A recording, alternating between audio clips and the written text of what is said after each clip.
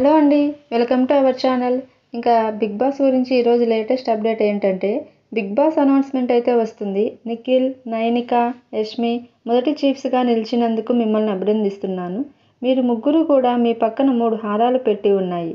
ఆ 3 హారాలను మీ చేతుల్లోకి తీసుకుని సగర్వంగా ధరించి చీఫ్ చైర్స్లో కూర్చోండి.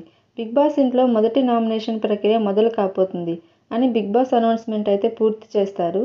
యష్మి వచ్చేసి ఫుడ్ విషయంలో బేబక్కనే నామినేట్ చేస్తుంది. నవీన్ వచ్చేసి ఆయన వచ్చినప్పటి నుంచి కూడా ఒక్కడే కూర్చుంటున్నాడు, కెమెరా దగ్గర మాట్లాడుకుంటున్నారు, ఎక్కువ నాతో మింగిల్ కాలేదు అని మణికంఠని నామినేట్ చేస్తారు. ఇంకా ప్రేరణ, సోనియా మధ్య పెద్ద ఫైరే మొదలవుతుంది.